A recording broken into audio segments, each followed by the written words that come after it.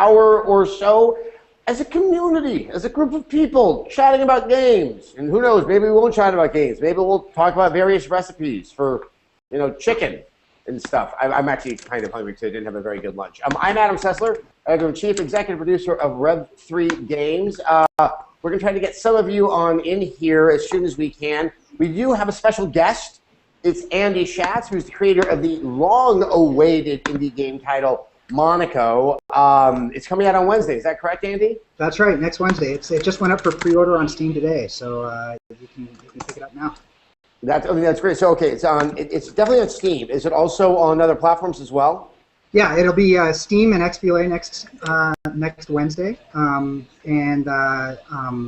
So PC right now, we're working on the Mac version. It does run fine in Boot Camp if you want to play it on the Mac now.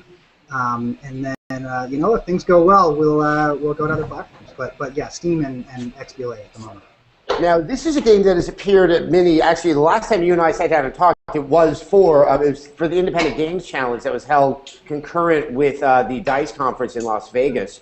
But you've been working on this project for quite some time, and it's been since 2009, is that correct? October 2009, so that's what, 3.5 years, something like that? Yeah, 3.5 years. And is it just you, or is there a small team that's working on it? For the first year and a half, it was just me, and then we picked up more of a team. So we have Andy Wynn is the level designer and producer on the project, and then Empty Clip Studios helped port the game to C++. It was originally written in XNA, and then Austin Winnery, who's the Grammy-nominated composer who composed for Journey, did all the music. It's actually a huge dynamic ragtime piano soundtrack, and then Adam DeGrandis did some of the art. That sounds good. I love just Journey and ragtime. You kind of already have me there. Those are two things that really sound very good together. So everyone else, we're going to try to talk a lot about indie games and sort of what your interest is in them. How would you like to sort of maybe, not see how indie games change, but how you find your games? I'm always fascinated about that because curation, I think, is probably one of the biggest challenges that's facing us today. But of course, we'll probably get off track and talk about, you know, chicken recipes or, you know, how to deal with corns on your feet. That's probably just me that has inquiries about that. All right, let's bring in somebody. Connor Cameron? All right, here's Connor. Connor, where are you hailing from? I'm from Scotland. I was on here last time. I was about to say, I like how entrenched we've gotten in Scotland. I don't know, it makes the show feel so much more international. So obviously we have Andy on the show with us today. If you don't mind my asking you, are indie games something you're dabbling in? Are you very into the scene, or is it something you don't know about? No, I play quite a few indie games. I enjoy quite a few. As you know, they're an upcoming market, and more people are starting to get into them. Now, have you heard about Monaco before? No. Nope, you haven't? Okay, well, Andy, here, let's give the pitch to not just Connor, but everybody else. What is Monaco all about? Like, what's the hook here? So Monaco is a single-player or cooperative heist game. So it's from a top-down perspective. So imagine it's like Pac-Man crossed with Hitman, and then throw in some Ocean's 11 into it too, because it's all heists. So you're going around stealing things from a top-down perspective. There's real-time visibility and character classes like the hacker and the locksmith, the gentleman and the redhead that all have different abilities. So you're playing either locally with up to 4 friends or online to basically go around and sneak around and steal stuff. It has a lot of mechanics in common with stealth games, but it's much more of like, it swings pretty wildly between something that's really sneaky and something that gets really hectic when the guards are on your tail. Now, is it when you're playing by yourself, are the other 3 characters still in the game, or do they only appear if you're playing co-op? No, so there's one slight mechanical difference between single player and co-op in that in the single player game, you play a single character, and then when you die, you get 4 lives, and you get to respawn as one of the other characters from the last checkpoint. And in multiplayer, when one character dies, the other one has to go revive them before you can progress. So there is a slight mechanical difference.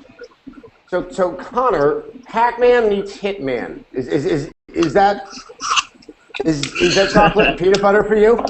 yeah, that is. I would pick that up. When's it coming out? It's coming out next Wednesday. Yep. And On it's what available for platforms? pre-order right now on Steam. Steam. All right. Mhm. Yeah, I'll probably pick that up. Awesome. So Connor, I'm curious. How do you find out about the indie games? You just wait and see what some of your friends online are talking about, or you go digging in various websites? Digging. You go. Well, that's. Feel free to name some of the sites that you like to go to where you can discover some games. Kotaku, mainly Kotaku. They do a lot of good stuff. Polygon. That's mainly the stuff I use. Polygon and Kotaku. On that subject, Andy, Monaco might be a slightly unique animal because it did sort of rise to prominence fairly early on in its development. But for someone in your situation with such a small team, and I'm just going to make the assumption, rather limited resources, how do you get the word out? So, I mean, there's an audience out there, but probably your biggest obstacle is letting them know you exist. Well, yeah. I mean, if you think about it, the biggest struggle for indies by far is getting people to know about your game. I mean, most indies probably only tap 1% of the people that would buy their game if they knew about it, right? And so that is definitely the biggest struggle. For us, because it won the Independent Games Festival in 2010. It was after only 15 weeks of work by just me. So the game got a lot of press, like way earlier than any other game typically gets press. And then it kind of went into hibernation, and I worked on it, kept working on it, got the game so that it'll be on XBLA. And one of the big challenges for me was, how do I sustain attention with press and fans, and is it wise to even sustain that? Because are people going to get bored of you, and do people want to stop hearing about you? So I don't think that there's really a single a solution for any particular game. It works differently for every game. I know Chris Hecker with Spy Party tries to basically have something going all the time, and he tries to really reach out to his fans and keep his fans very active. Whereas other game developers believe that you should sort of keep things inside the Under vest wraps, for a little while. Yeah, until launch. It's funny because that's the same kind of tension I hear from AAA companies. Right. Once they talk about it, they feel they either have to keep on talking about it. It's like, oh, we're just going to show you this. BioShock Infinite dealt with that, where they revealed a lot and then decided to delay the game by 9 months. Yeah. That is, it causes some problems. All right, let's bring someone else in here. Nick, let's bring in Earl Aspiris. Okie doke. Let's get him in here. Here comes Earl. Hold on. Yeah, there he is. Earl. Is this working? Yeah. We got you. Okay, awesome. This isn't like last week where everyone was muted when they started. No, I got used to it. Where are you hailing from? I'm actually from Toronto, Canada. Toronto, Canada. Yeah. Our friends to the north. Yeah, long-time listener, first-time caller, I guess. Yeah, well, look, this isn't Limbaugh, so there's no ditto head nonsense that's going to be going on here. Earl, before we get to maybe a question that you have, I'm curious also, do you play a lot of indie games? And if you do, how do you find out about them? I'd say it's usually about a split. Like, I'll either hear it from people I know or maybe secondary places like websites, obviously. So it's really just sort of what comes to my mind or what comes to my ear. How broad is your appetite? Like, do you only play indie games that kind of are what you're already used to, or do you tend to experiment more than you would in paying for a $60 game? I'd say it's usually concept. I think like the last thing that really sort of caught my attention was FTL, but that was more from the Kickstarter and sort of hearing more about it. Yeah, it's really just sort of the idea or whatever the sort of the look of it that sort of appeals to me. Earl, I want to get back to you because you just brought up an interesting point that I want to throw to Andy. Andy, Kickstarter wasn't really a thing when you started out. No, yeah. Were you to be starting now? Would that be something you'd consider? It's a really interesting question. I got kind of hammered on the internet for writing something on Penny Arcade Report recently. You got hammered by the internet over something? What is up So, with the internet? You must have said something really bad. People get super defensive about Kickstarter because people, get very invested in the Kickstarter projects that they invest in, and I don't blame them. I think that's great. The one thing that I don't like about Kickstarter, and I do like Kickstarter in general, I think it's great. And I would consider using Kickstarter for our next project, but if we need it. But the one thing that I don't like about Kickstarter is that had I Kickstarted Monaco, I would have had to have promised the scope, I would have had to have promised the platforms, I would have had to have made basically throwing the pitch out there at the very beginning, and so much changed about Monaco from the very, very beginning. So had I used Kickstarter on Monaco, I honestly believe it would have been a worse game. And I think that there's a lot of pitfalls to the way that people use Kickstarter. If people are promising like gameplay features that they haven't actually built yet, that's a really, really dangerous thing. Or even things like if you've got scope adjustments built into your Kickstarter. If you make the stretch goal and they'll add 3 more worlds, are those worlds really going to make the game better? Does it really cost that? Do you even know what it's going to cost? So there's really a lot of pitfalls to the type of development that Kickstarter does enforce. But at the same time, there's no way I would ever complain about the idea of complete independence from publisher funding. I was lucky enough to use Indie Fund, which is basically like a no-risk loan that's funded by John Blow and Ron Carmel and Santiago, those people. So I was sort of like free money for me without having to go through the Kickstarter process, and that's really lucky of me. But yeah, Kickstarter is awesome and dangerous. Yeah, I mean, there definitely is a cart and horse problem when you're just kind of throwing an idea out there without knowing what the practical realities are going to be of making it happen. So Earl, I don't want to forsake you up there in Toronto. What's on your mind?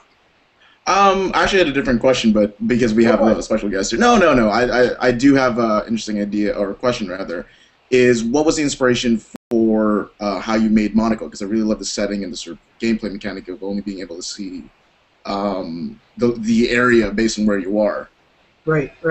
Well, I mean, the primary inspiration, of course, is heist movies. I love heist movies. I've seen like almost every heist movie. But if you ask me if I've seen The Bicycle Thief, I've not seen Bicycle, which I guess sort of counts. But no, I love heist movies, and the whole sort of flow and the emotional rhythm of Monaco of like sneaking and then being seen and being chased and actually having a chase scene and then hiding and then getting away and then doing clever things to elude the guards is really sort of the emotional centerpiece of Monaco. And so it borrows a lot of language from other stealth games, but it doesn't feel like a stealth game. It's not the sort of thing where it's like you're disappointed when you get caught and you have to get into a shootout, because that's not a heist movie. Heist movies have 2 or 3 chase scenes in them. Heist movies go through these frenetic, like skin of your teeth moments where the person just barely gets away with using some sort of cleverness, right? And so that's movies like Confidence and Out of Sight, The Good Thief. Those movies provided a lot of inspiration for me. In terms of the visuals, one of the things that actually I love the concept of Hitman, but I always thought that the game would be better played from the mini-map itself. The mini-map gave more information about the world than the game view itself. It's because when you're looking at a first-person camera in a game, you've got like no situational awareness, right?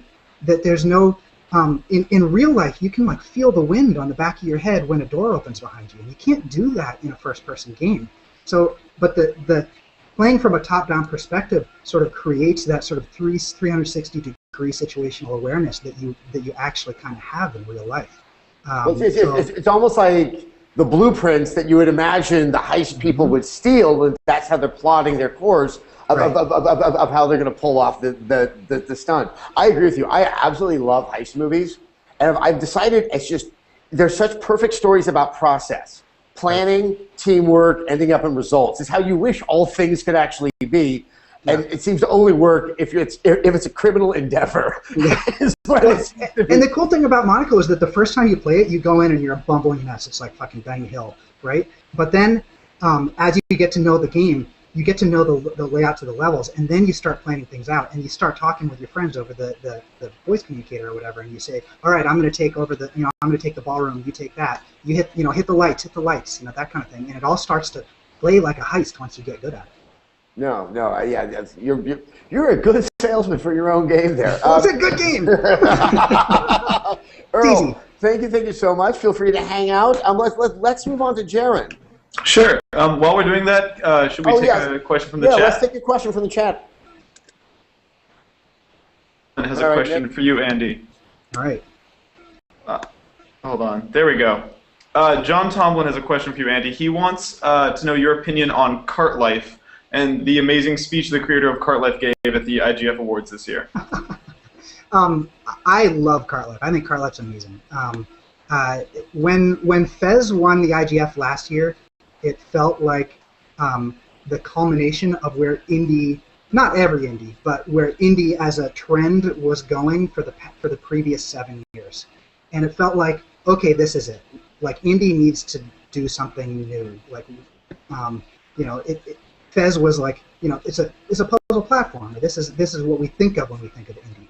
And Cart Life is that reinvention. Cart Life is an incredibly political, moving, emotional game. I don't know that I've ever played a game that illustrated a political point or an emotional point through the gameplay better than Cart Life does. And if people don't know Cart Life, it's basically a game. The individual mechanics aren't really all that interesting, but it's a very open-ended adventure game about essentially living below the poverty line and trying to run a newspaper stand or a coffee cart in a small town in the U.S. And the cool thing about it is it illustrates how fragile life is. If you do everything right, you make enough money in order to live, and you barely get by day to day. But you know what? At some point, you're going to screw things up.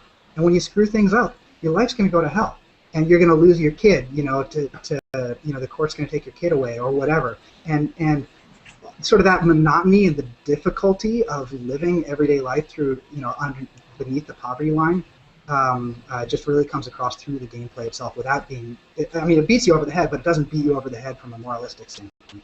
I think it's interesting because we've had discussions on the show before about whether or not that kind of content, something that's a little bit more relevant, something that is more socially aware, how it can find its way into a game. And as time has gone on, part of me feels that discussion seems to work better inside of an indie game, and not just because it's probably safer because of the risk and the money attached to it, but for lack of a better word, the fidelity. That when you go to a AAA level, you're kind of a Hollywood blockbuster, and it always somehow seems to neuter the point.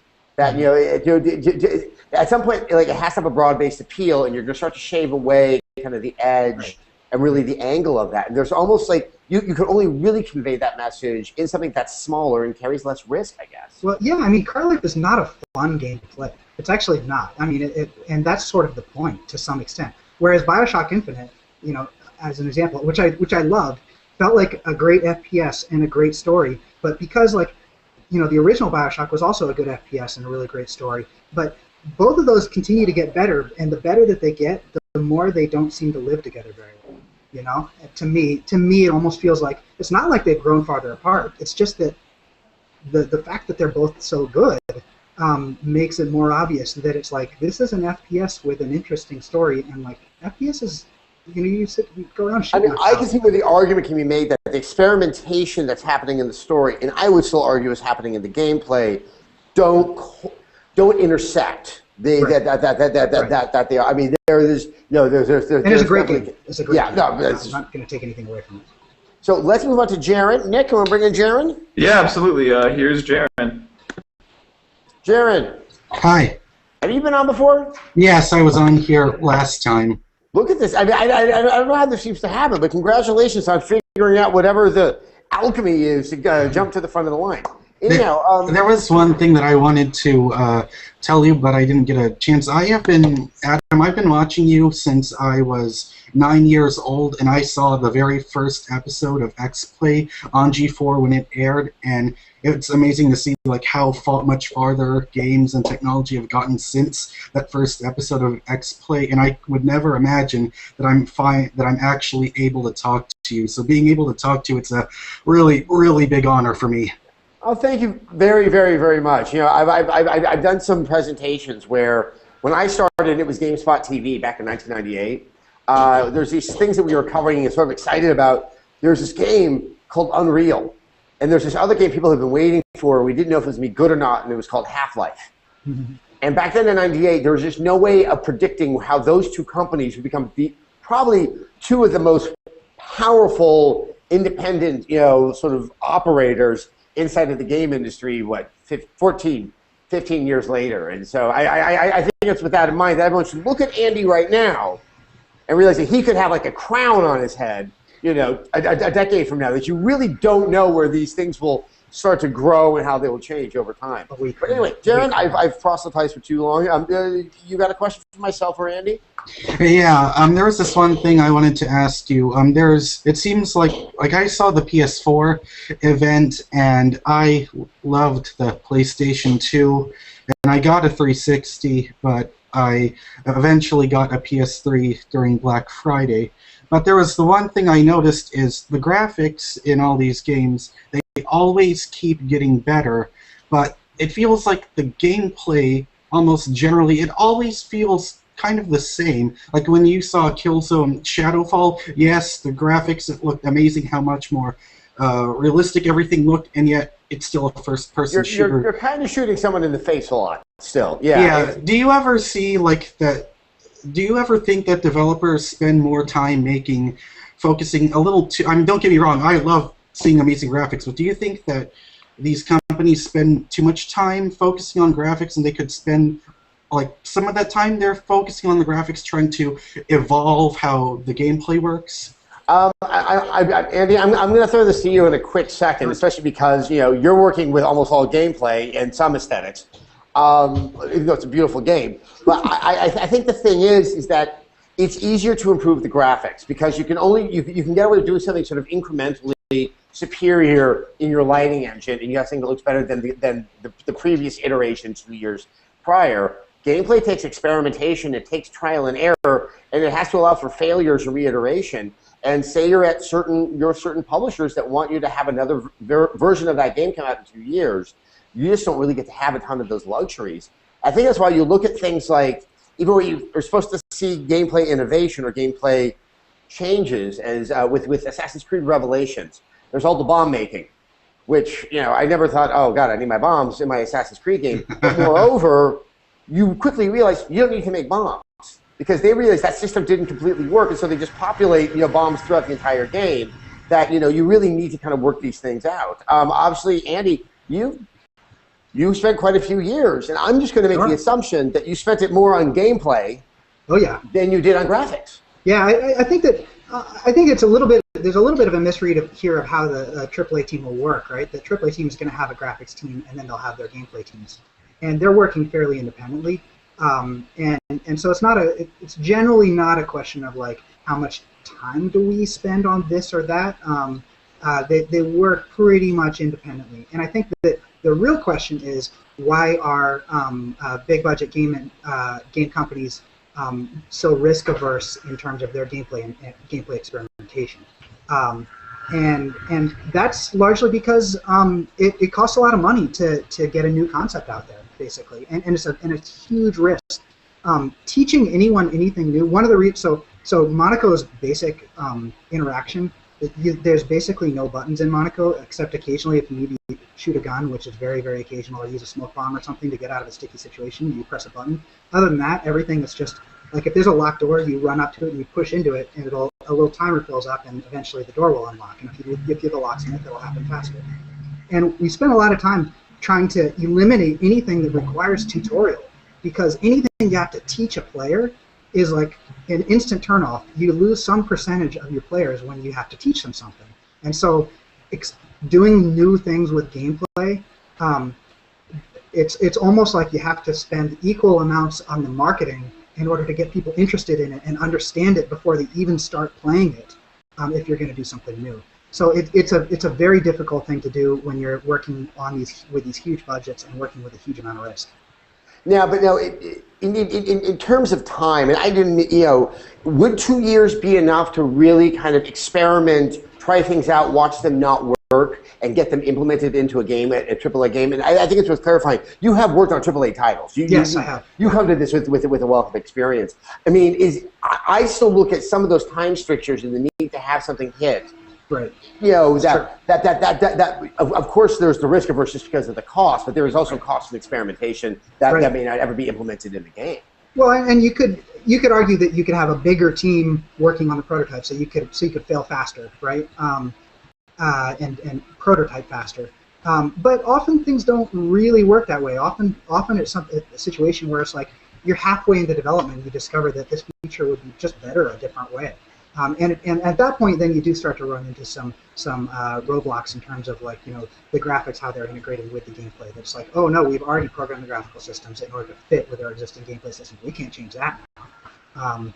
So that's another thing. It is true that, like, say you lock yourself into, you come up with this concept from a gameplay perspective first, and then you have the graphics people working in parallel. You can't really just change course in the middle because the graphics people are working towards that goal. So. I think one of the best stories I ever heard was a presentation on Knights of the Old Republic, the original one. And when in their development they decided to change that camera angle to the far more appealing one that was where you really got to see the character models, they realized upon doing that, all the doorways didn't work. No one could make it through the door. And so, yeah, I mean, there's nothing linear about game design. You change something over here, it's like a spider web. You're going to have a ramification. It's just a butterfly effect, probably 24/7. Thank you very much for the question, Jaron. Let's see if we can, Nick, can you bring in Matt C over here? I can. You have that power. I have exactly powerful, that Nick. power. Too powerful. Hey, Matt. Hey there. Matt, you're muted. Unmute yourself, Matt. Darn it, I hate that thing every time. Sounding signifying nothing, Matt. We don't want that for you. What's up? How are you doing? Hi. I'm actually very excited to see an indie developer here. I'm actually wanting to be a game designer too. Awesome.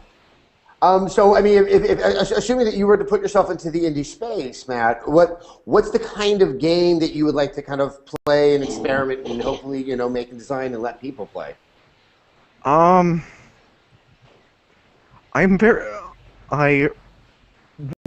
I think I would like to make a game with an action RPG with a lot of puzzle elements, I suppose. So something, Zelda being kind of the classic example of what an action RPG is? More like a Skyrim-ish. Oh, okay. Andy, Skyrim possible on an indie budget? Well, not entirely. Yeah. I think an interesting question there, though, Andy, is you're a game designer. Once again, we said you worked on AAA games. You have as much of an imagination as anyone who works at Bethesda has. So how do you kind of look at the reality of what capital you can spend, right, and then kind of get your desires, dreams, and imaginations to kind of square up with that? Well, my approach to designing games, I guess that's not how I would approach it from the start. Not everyone has to. I have the caveat here that not everyone has to design games the same way. I don't believe that everyone should design the games the way that I do, because then we'd have a very narrow game industry. But the way that I like to design games is if I'm passionate about something that is not a game, typically I like to use that for the source material for my game, and I try to discover the mechanics that underlie that system, whatever it is, whether it's ecosystems or whether it's heist movies. All of these things have mechanics that underlie them, and then I like to use the language of games and the fact I play games and I try and break those down into little Lego pieces, but then I can use those Lego pieces to sort of rebuild the mechanics of whatever this other thing that I'm passionate about is. And so, for me at least, I don't like to approach things so much from a genre standpoint as it is, I really like this thing, and I think that, and I'd be passionate about building a game around it, and I think that leads to actually a lot more experimentation. It leads to a lot more uniqueness to your games, because you're making a game about something that isn't just a sort of bastardization of someone else's game. And it can, and over time, maybe it'll find its own genre. But you aren't saying today it's a platformer. Right. Well, and in the end, I end up with, sometimes people get a little confused. People think that Monaco is a stealth game, and I'm like, well, it has a lot of the language of stealth games in it, but it's not a traditional stealth game. And if you're expecting everything about a stealth game, you might be a little disappointed. It is its own beast, even though it uses a lot of language. There's stealth games you can go play. There's no real need to go where others tread so successfully. Right. So, exactly. Yeah. Hey, Andy, we've got a question from the chat for you, actually, that might play well into this, from Kadim Cox, who wants to know, would Monaco be good to play? Oh, you cut out. Oh, you Yeah, you muted cut out there, out. Nick. This Would it be typing good- thing. It mutes now when we start typing. He wants to know if Monaco would be fun to play by yourself. I think so. We have beta testers with over 300 hours in the game, entirely single player. It is. I think it's tremendously fun. It has a slightly different flavor to it. It's definitely a more careful game when you play by yourself. It's also a game that is a little more about sort of the analysis of the world and like really trying to figure out the way to exploit the world and some more sort of a slightly slower strategic decisions going on there. So it does play actually a little more like a traditional stealth game when you play solo. Cool. So who are we bringing in next, Adam? Well, let's see. Matt, did you actually have a question for us? I kind of just asked you a question and then just kind of ran with it. Oh, the Skyrim thing? Yeah. First, I didn't mean Skyrim exactly. I mean, like, Zelda has quite a few actions, but I want something that has, like, you have a lot of choices Of to agency kill and your how you handle enemies. things. Well, cool. Well, awesome. Well, thank you so much, Matt. I think, Nick, it's time for Phil Irwin. Okay, here's Phil. Phil, you're amongst the living. How are you? I'm doing pretty good, Adam. I just want to say it's an absolute treat to be on here, getting to talk to you. I've been, just like Jaron, I've kind of been a huge fan of X-Play for the longest time, and just your journalism in general. Closest thing I had gotten to you was a couple of years ago when I got to do a call-in on the E3 broadcast you guys did for BioShock originally. And that was probably one of the coolest things I got to do with, you and your crew in general. So Cool. Well, it's good. I believe Andy and I thought we had only seen each other last a year and a half ago.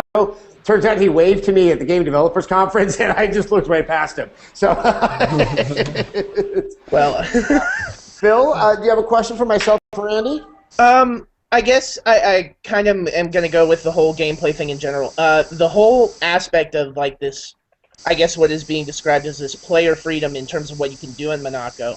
I kind of would want to ask about, like, game innovation in general on both the indie side and the big game side.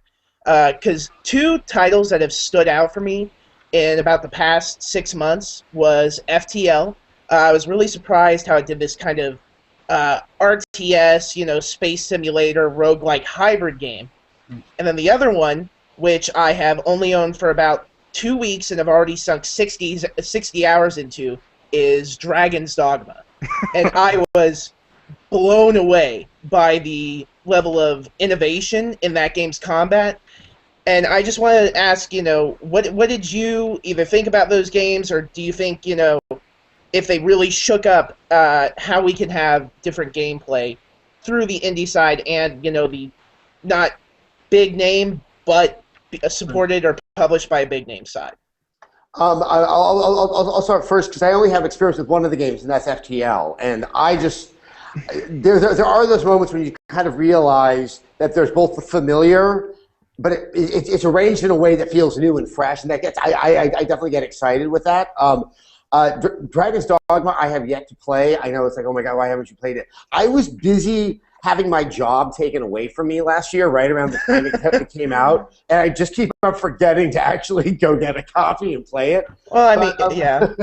Andy, I want to go to you. I mean, FTL really it has been something of, for lack of a better word, a hit and a focus of attention here at Red 3 Games, and it just is funny how it just has that thing that gets you excited. Like I almost feel like it's like when you watch a certain really good indie movie and you get the sense that the people that made it were really enjoying making it, and that it becomes infectious for the viewer, or in this case, the player. I think to me, I also have not played Dragon's Dogma, but I'll pick out a different AAA title that I think it has some innovation, and talk about it in a second. But with regards to FTL, I think the thing that it actually does best is it allows it's the emergent storytelling, and that when you play the game, it's creating stories that you want to share with your friends, and it's similar to Minecraft in the same way. That like you want to tell your friends about it. You want to tell your friends what happened in this crazy epic life cycle of your spaceship that you went through. And I think that's definitely something that feels very fresh to us because we're so used to stories that are on rails. And this is a generative storytelling device. Even though, like, maybe you play multiple games of FTL and you start to see the same bits and pieces in the story, the way that they're configured and the effect that they have upon you, because your ship only has 2 living dudes left on it, it's different, when you get attacked by space spiders or whatever it is. And that narrative that it generates is something that you just want to tell your friends about. You want to share it. And I think it's something that I'd love to see more of done. You might have heard of Dwarf Fortress, and Dwarf Fortress is a very difficult game to get into, but there's these illustrated versions of Dwarf Fortress that illustrate the story that happened to a particular person in their particular playthrough. And I look at that and I say, I want to play that game. I want to play a game that allows me to create these stories that I want to be able to share with my friends. And then, yeah, I mean, in terms of innovation in AAA games, I do think there's actually been a fair amount of interesting stuff going on. People will hate me for saying this, but Diablo 3, while it may be a sort of semi-failure in terms of its, the only cachet, by Blizzard standards. only by Blizzard. I don't mean a sales failure, but I think that people aren't going to look at it as like, this genre-defining moment. But they spent a lot of time innovating on that. Innovating and whittling it down and polishing the actual gameplay. We talk about, like, they spent 8 years literally just experimenting with the gameplay, right? They probably only spent a couple of years on asset production, and the rest of it was on experimenting with the gameplay. So I have a lot of respect for especially in the PC space, all of the innovation that's going on there. Another one that people are going to hate me for saying it, SimCity obviously was a huge disaster in terms of epic proportions from a PR perspective. But I do believe them that they started from the perspective of, we want to design SimCity from the ground up the way that we think it should be done, and that can have sort of the always online architecture, meaning like you're playing on a similar like an MMO, so everyone's sharing the space, and yes, that probably played into their. It sounds like it's Andy, you're kind of breaking up there for a minute. I think it's about to fix itself. Just so everyone knows, I believe what you said, and correct me if I'm wrong, that you do believe that Max's intention was to go online from the get-go. Yeah, I do. I think that they were doing that as sort of an intentional innovation to help what they thought would help their gameplay, and then in the end, it was a mega disaster. Just because I know what you just said there was quite controversial. Over the past few weeks of talking and just kind of poking around, I've come to the same conclusion that yes, DRM, while there probably was a benefit from that for EA somewhere down the line, was not the driving reason it went on, and that might also explain some of the problems with the launch of it. Maxis does not have a storied history in dealing with an online game. Right. Sims Online was not done by Maxis proper, and that's about the closest you can get to that team actually handling. Yeah, but I respect them for trying it, and it's kind of a shame that they got as royally screwed as they did, and they handled it really poorly. But yeah, I do respect them. I'm of the mind, I think this is one of the things I really like about the indie game space, is that there's so much that can be also learned from mistakes. Mm-hmm. And sometimes from public mistakes. And I do like seeing ambitious design elements you can put into a game that may not exactly work, but there's so much you can glean from that. And there's something I do respect as well about just kind of taking the shot and just seeing what happens. Yeah. And I think actually, and now we see why people don't take risks. Yeah, that's what I hear about with Dragon's Dogma, is that there's tons of things that are being tried there. They're not knocking it out of the park on every single aspect, but it's enough to just keep you intrigued and interested to want to stay with it. If I could chime in on that real quick, to say, I said this in the chat, to say that Dragon's Dogma does not, to say it completely changes how we expect gameplay to be in terms of action RPGs, I think is an absolute understatement. I picked this up on a whim, and I could not have been more blown away. The people who've been saying it's a mashup of like Shadow of the Colossus could not be more right in terms of really how it changes it. And I am going to go out on a limb, and I'm probably going to pull a lot of hate, but I say bring it on. But let's everyone in this Google Plus hangout, let's bring on our own hate. That is the new directive. You have to say something that's going to bring the hate. And that is going to be that Dragon's Dogma is infinitely better than Skyrim. I've never played that game. I think I should probably pick that up on GameStop. We just got a copy here, I guess, of the 1.5 version. But you Yeah, know, Phil, the thing I want to talk about, or just kind of mention is, isn't that the best feeling when, and this isn't even just with games, I love it with games, when you don't know anything and it surprises you. It really, it's like, it is, at least for on my end, 'cause I have to be jaded.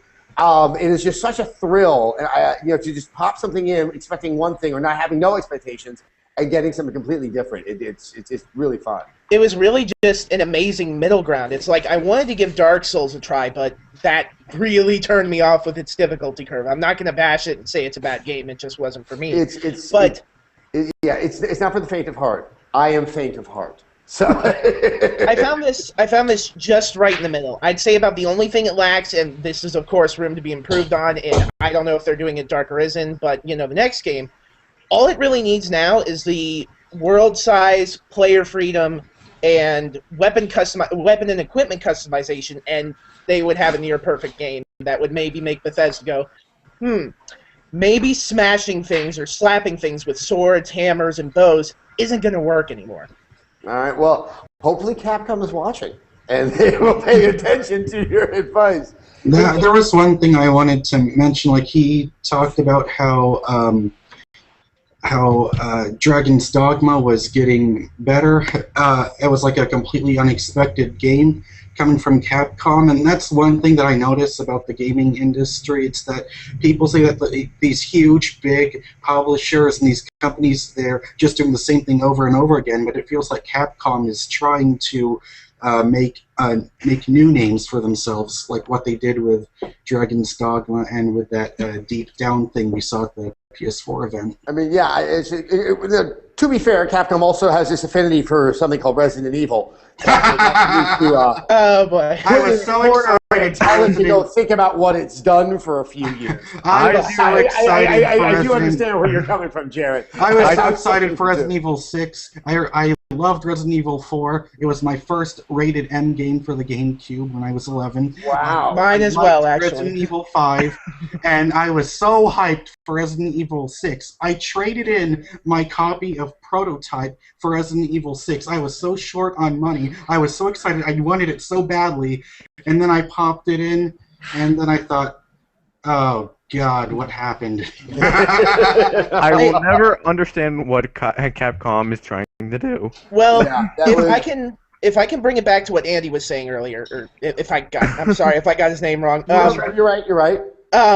You had mentioned earlier the original vision that was intended with SimCity from Maxis. Mm-hmm. And I think that's what we have to look at with Resident Evil. Their original vision was attempting to try and shake up how we expect the controls, or at least the movement in third-person shooters felt. Because this is what I saw a lot of critics saying, and I kind of felt the same from when I played in the game. It tried to add a lot of freedom to character movement and these cool things you would expect. Oh, I can dive backwards and shoot like in an action movie. That's absolutely awesome. It just didn't work in practice. Cool. Andy, I kind of run to you. It seems like there's kind of a sentiment that's coming out of that is mo features, mo problems. I mean, is that? I mean, that seems to be that every good idea brings with it maybe tenfold issues that it's going to create by implementing it into a game.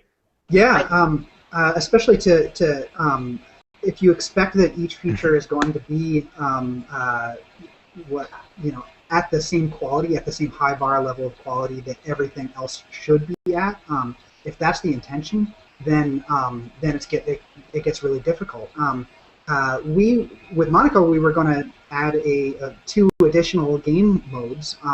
And one of them we mostly cut, aside from a small part, and the other one we cut entirely, because what we discovered is that once we'd actually implemented the gameplay in them, we were going to have to either rebuild all of the content in order to support these other game modes, or we were just going to end up shipping the game modes that weren't as good as the core game mode. And it's something we just didn't want to do. And I think the same, you mentioned earlier, bomb making in Assassin's Creed, how it feels like that's something they probably sort of designed in from the very beginning as a thematic device, and then once they got it in, they realized it only works kinda, and so and rather than cutting it entirely, Some studios would probably cut it, some wouldn't. But they ended up sort of leaving a piece of craft in the game. And at some point, every game's going to ship with some things that aren't as good as the core features, certainly. But you do want everything to sort of pass muster, at least be fun enough for. Well, especially if you have something that works really, really well in a game. We may have lost Andy there. Oh, geez. Should we take this opportunity to swap out for a new batch of guests? Well, let's see if we can get Warner right here, and I'll chat with him. And Nick, if you want to go scrambling to figure out how we can get Andy back in. Yeah, that might be tough because we got a lot of people who want to be in here. But yeah, let's bring Warner in. Warner, Hello. How are you doing? Where are you coming from? Jupiter, Florida. I wish you didn't say Florida, because it was so cool when you just said Jupiter. We're intergalactic. Yeah. This is awesome. Men from space. Warner, the fact that you're terrestrial, I'm not going to hold that against you.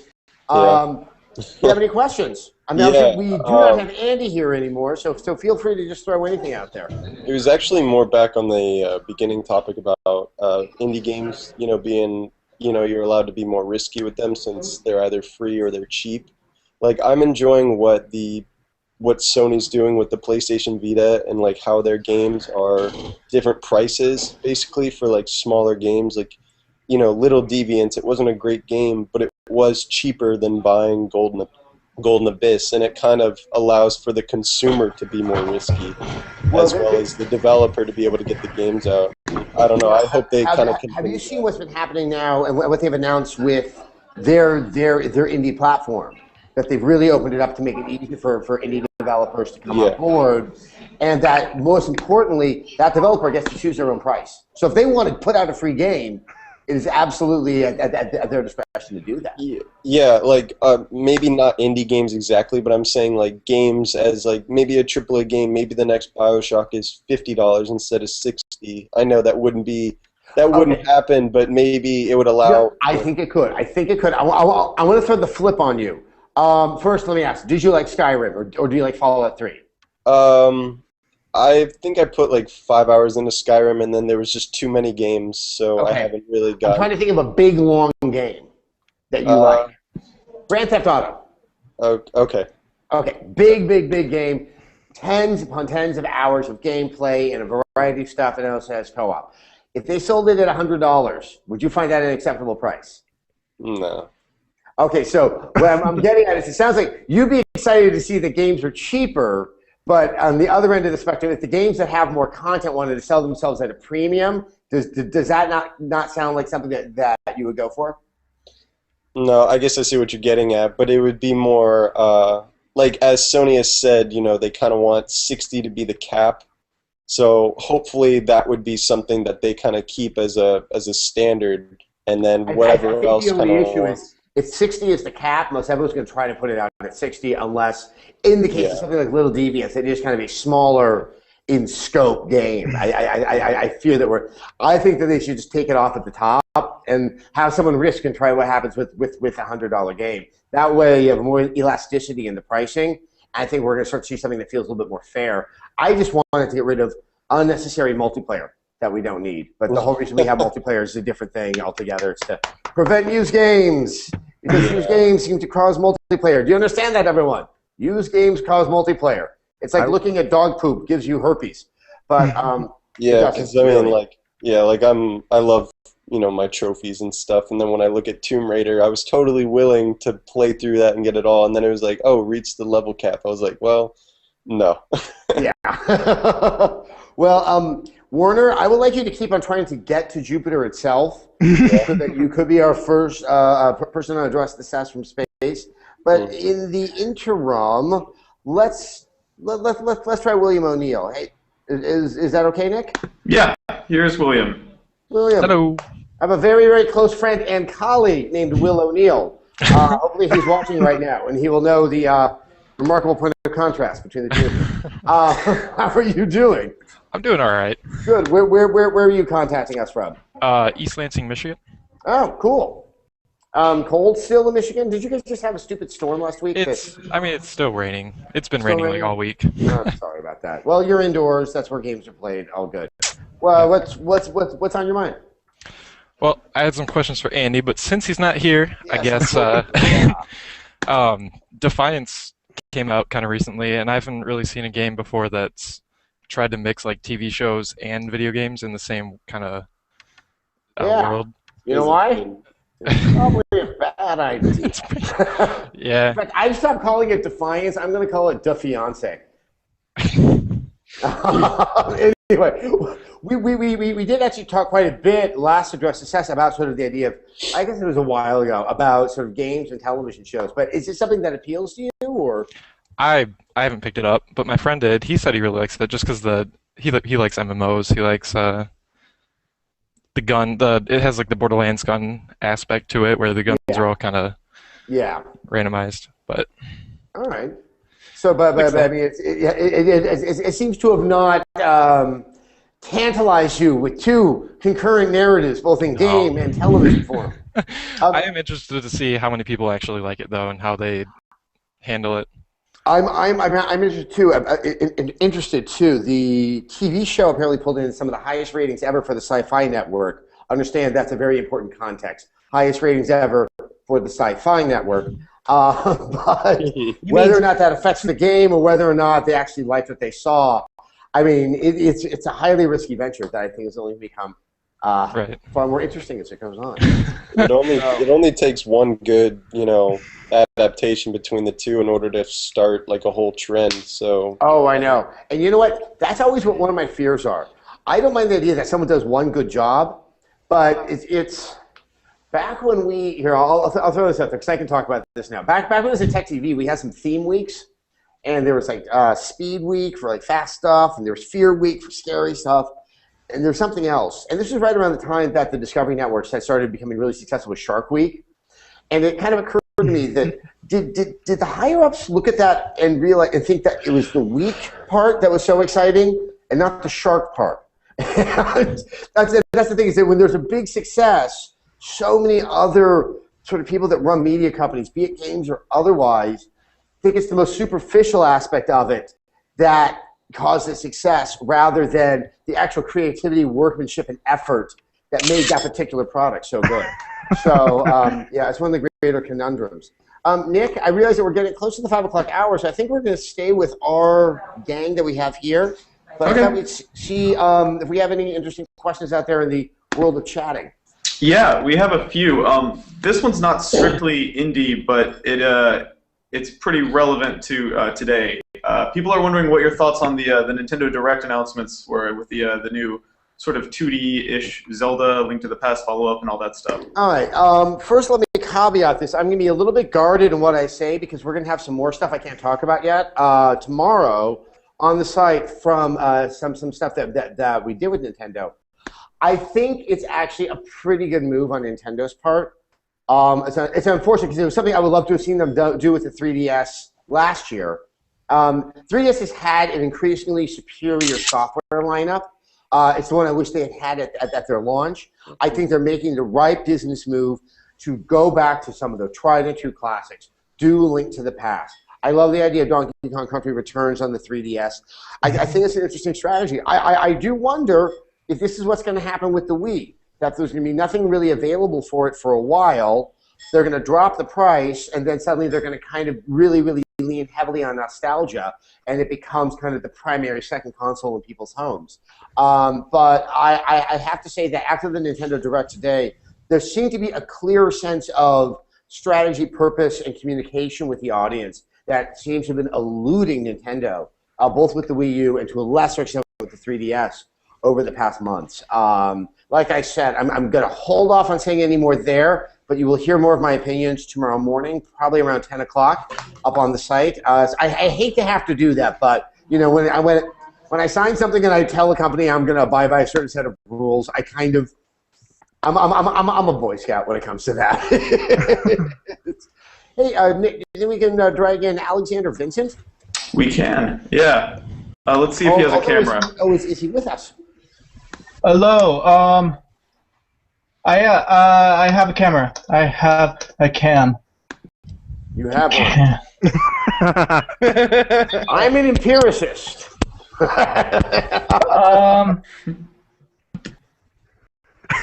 Okay, just describe yourself. What are you wearing? Yeah, what do you look like? I have. You can hear me, right? Yeah. We Okay. can all hear you. I'll try and fix it while I talk, but I have long hair. I just shaved my beard. I come from Canada, Canmore, and so that's going to be the mountains. Not Canmore, Canada. Yeah, it's okay, Canmore, we're Canada. going to the go to the guy from Toronto. I want to make sure that's a real place. Is that a real place, Earl? Close enough. Well, all right. Yeah. Validated by Canada's the a fellow fictional countryman area. now. Go ahead and throw us a question there, Alexander. Okay, so I've been trying to get in for the last while. I mean, I've been clicking pretty much for the last hour, but let's see. Yeah, this one's for you, Adam. I watched I think it was X-Play when you guys covered what was it? Spec Ops: The Line. You did like a little featurette type thing, and I wanted to know your actual thoughts on the game. I can say with all certainty that was not me. That was probably that wasn't you. Yes, I was not there anymore at that point. Okay, because I was just wondering, like, what did you actually like end up thinking about the game, like as far as storyline and because the merging in storyline as well as gameplay was really nice. I found there are many things I liked about Spec Ops: The Line, and I found I talked about this on Sess or something, that here you have a military game, and they did have to kind of go to a fantastical representation of I guess it's a little intense, but yeah, it was definitely a more mythological take of a military setting as opposed to, say, like a battlefield game. I think that gave them a lot more interesting latitude to play with story. If you want my honest opinion, while I thought the storytelling was really strong, I wasn't in love with the story, and it's probably just me being kind of a lit snob that it was so close to the logic of Joseph Conrad and Francis Ford Coppola's use of that in Apocalypse Now that it didn't give it as much of an interesting twist as I had hoped to. And the gameplay itself was story at times, but really was not up to the level of what the storytelling was. Having said that, as we were talking about earlier here on the show, that's a game that was not, that definitely was far from perfect for me, but I thought there were so many interesting things happening there that there was a lot of learning and understanding, and I'm really glad that they took the chances. So that's kind of my assessment of the game. That I don't regret playing it, although I know it probably could have taken those great ideas and maybe gone in different directions that I would have found to be more satisfying. So I hope that works for you, and I hope one day you find your camera, Alexander. But right now we're all picturing a guy with fairly long hair, but he just shaved his beard. And I would like to let's go to one more person. Let's go to Trey, since that's the one thing that's great out there, Nick. All right, here's Trey. This is the first time we've ever had a full chat. We've got all 10 slots filled right now. Yeah, I know. Trey is Godzilla. Oh, Hi. Thank you, Godzilla. Oh, you're very welcome. Can you hear me just fine? Yes, and you sound like one of the more upbeat Godzillas we've had on the show. Well, thank you. I try. My question to you is, Adam Sessler, is actually, over the past few years, when the first consoles came out, there was a stigma against strategy games on the consoles, and then there was a large amount that came out, and except for XCOM Enemy Unknown that came out last year, there hasn't been that many. Now, I was going to stop you there. When you see when the consoles first came out, do you mean this generation of consoles? Oh, yes, this generation. Got it. I remember actually Microsoft doing like a big push with Halo Wars, and then you had the PS3 that did a big push with maybe not strategy as units, but like the, I forget the name, it was a Japanese title, the Xperia Chronicles or something, I believe. That sounds right. Yeah, but I remember this actually a large push in the strategy department, and there were quite a few that came out, including like Supreme Commander and Ruse, that I actually really enjoyed. But then right now, it's like there hasn't really been any major releases. I'm just wondering. Ruse. Wow, even I forgot about that. Props to you for bringing that up. I think one of the bigger issues, and I can't remember if Ruse was turn-based or real-time. It was real-time. It was, and that's the problem.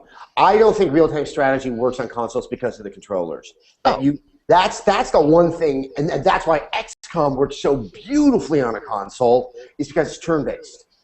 That, when you have to, I think controllers are great for so many things, but that level of precision that I know they tried to resolve with Halo Wars, but it was, at the end of the day, I found it a very, very awkward fit especially because you knew how it was supposed to be played. And I'm not good at real-time strategy games, but I really, really like them, and I will always be wanting to play them on the console. It's the one type of game that I think doesn't carry over. Turn-based, on the other hand, a lack of finesse or dexterous precision isn't essential because you're waiting to finish up your turn and you can kind of backtrack from a decision that maybe you didn't make. Having said that, I think that for most publishers, strategy is a really scary idea. That it's just something that doesn't have that. In the Call of Duty world that is now the current console market, nothing could be as far removed from the audience that publishers kind of perceive to be that core audience than a strategy game. That was really cynical of me, wasn't it, everyone? A little bit. But not that cynical. Yeah, but it's so. Anyway, yay strategy, but RTS, I think it's definitely a PC thing. Guys, I think that's going to be pretty much for our show today. I can feel the scratchies coming in on the back of my throat. I need to make sure I've to tape 2 more things today. I do, despite him not being here, I wanted to give a biggest thank you, and if we can all applaud Andy Schatz for coming to join us. Now, on his behalf, and I would be having him do this right now. Monaco is from Pocket Watch Games. Andy Schatz was a gentleman. He's obviously the lead on it, who is here talking about it. It's out next week on Xbox Live Arcade, and it'll also be on Steam. It's going to sell for $15. And if you would like to learn more, and I got to say, I've been following this game for a while. I'm quite excited about it. Go to monacoismine.com. That's where you can pre-order it, and you can get a discounted DRM-free PC copy. So wanted to just give that shout out so you can learn more about Andy's game. Andy, thank you so much. So sorry you had to leave so abruptly and probably by forces that were beyond your own control. I'd like to thank all of you for joining this Address to Sess. We're going to do it again in 2 more weeks.